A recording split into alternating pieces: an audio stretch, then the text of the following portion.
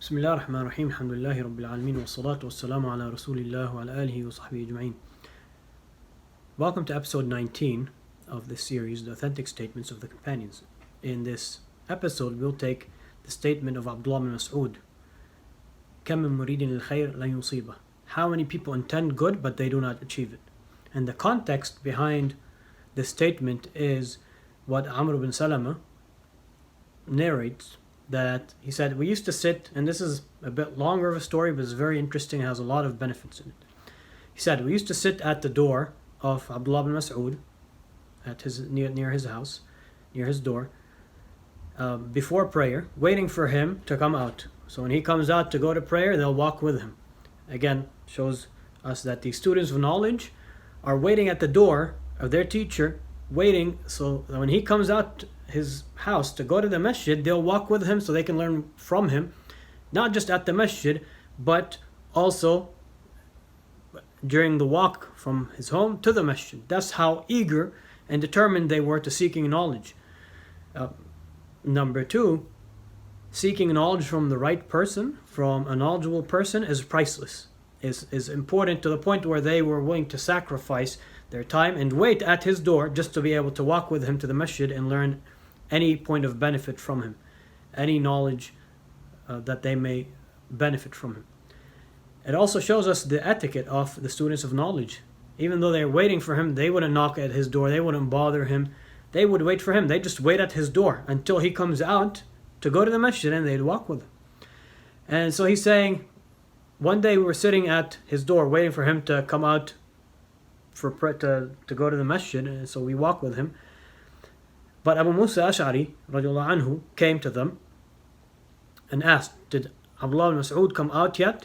They said, no, not yet. So he sat down with them. Abu Musa al-Ash'ari, a great companion of the Prophet ﷺ, still didn't bother him and knock on his door. Rather, he sat down and waited with them until Abdullah ibn Masud came out. So they all stood up and started walking with him. Abu Musa al-Ash'ari said to Abdullah ibn Masud, he said, indeed, I saw earlier today in the masjid, something that I found unusual, something strange, something different, something that didn't sit too well with me. And then he said, but alhamdulillah, I didn't see anything except good. It wasn't something bad necessarily, but it's something unusual, something strange.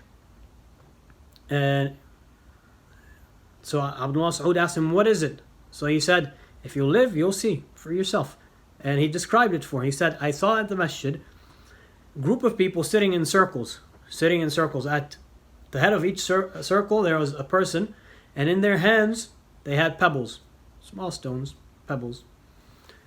And that person, at the head of each circle, would say, Kabbiru mi'a, do takbir 100 times. And they'd count it with the pebbles, with the stones. And then he'd say, do tahleel 100 times. And they do tahleel 100 times. Do tasbih 100 times. They do tasbih 100 times. So Abdullah Masud asked Abu Musa al-Ash'ari, he said, what did you tell them? So Abu Musa al-Ash'ari said, I didn't tell them anything, waiting to see what you thought. So Abdullah Masud said, why didn't you tell them to count their bad deeds and guarantee them that their good deeds won't go to waste? In other words, we should be more concerned with the sins and mistakes that we do, because our good deeds won't go to waste.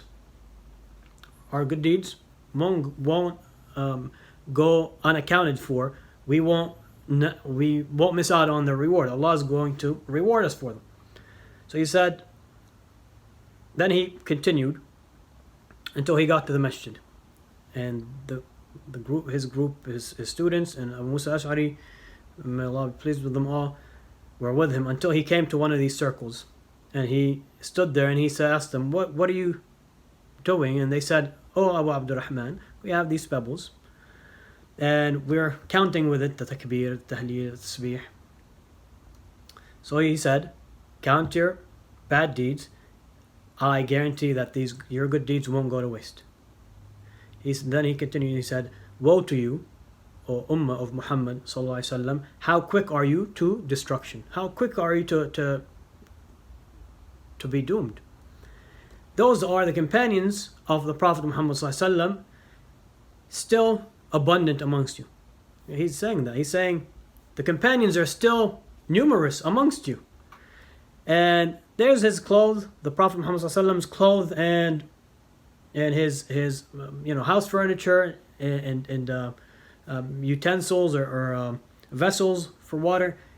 It's not worn out yet. His clothes is still there. It hasn't worn out. It's referring to how recent the Prophet Muhammad sallallahu alaihi wasallam had passed away. It wasn't too long after he had passed away, meaning it wasn't hundreds of years have passed. It's something still relatively recent. Most of the companions were still around.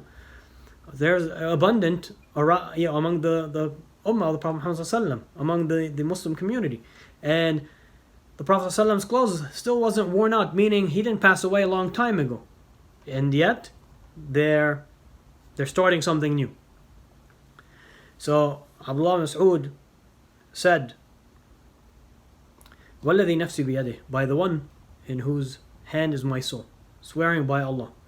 Indeed, you are either upon a path that is more guided than the path of the Prophet Muhammad sallallahu alaihi wasallam, or you're opening a door of misguidance. There's one of two things. You're bringing something new. This is not from the Sunnah of the Prophet Muhammad sallallahu alaihi wasallam. It's one of two things. Either you're more guided, you're claiming that you have better guidance, that you're more guided than the Prophet Muhammad sallallahu alaihi wasallam. And of course they wouldn't say that, because that would mean they're committing kufr. They're saying they're more guided than the Prophet Muhammad sallallahu alaihi wasallam, the one who they should be following.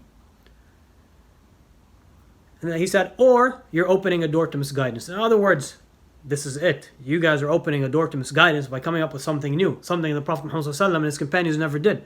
Who are you to come up with something new to worship Allah subhanahu wa ta'ala? And we see, subhanAllah, how simple that was. They're sitting in circles in the masjid, doing tasbih, tahleel, takbir, and using small stones to count that. To show you that this wasn't even something that serious or severe. It seemed to them, but in reality it was something new. It was an innovation. It was something that is a misguidance. And he said, مُفْتَتِحُوا بَابَ ضَلَالَةٍ, you're opening the door to misguidance. And that was the door, and people would end up going astray much farther than that later on. And as we all know, that shaitan misguides people in small steps. So this was the first small step. This opens the door. After that, no one knows where they will end with their misguidance and their innovations, or anyone else who comes after them who's following their example and their footsteps. So what did they say when he said, either you're better guided, you have more guidance than the Prophet Muhammad sallallahu alaihi wasallam, or you're opening a door to misguidance?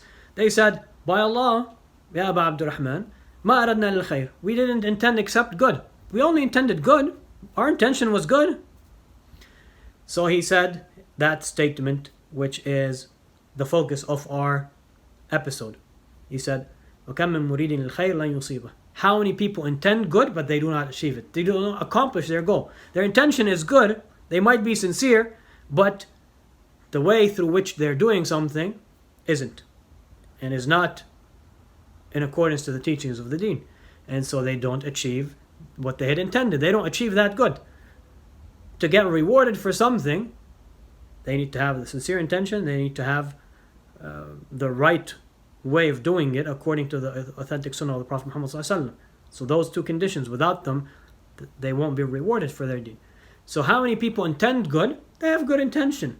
They're sincere. They want to do something good, but they don't get it. They don't achieve it because the way they're pursuing it, the way they're doing it, the approach, the way they're doing it is not in accordance with the teachings of Islam, with what Allah legislated, with what the Prophet Muhammad sallallahu alaihi wasallam taught us.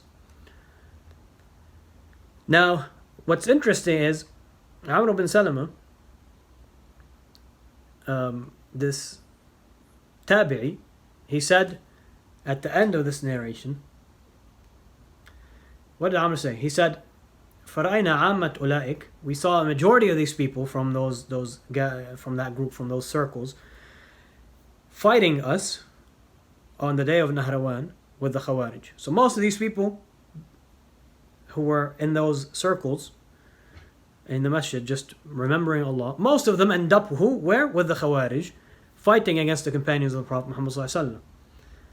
Again, that is an indication, again, of the door of misguidance, that they open with that small innovation, and that those small innovations led them to bigger innovations, bigger deviations in the deen, to the point where they were with the Khawarij, fighting the companions of the Prophet Muhammad sallallahu alaihi wasallam later on down the road.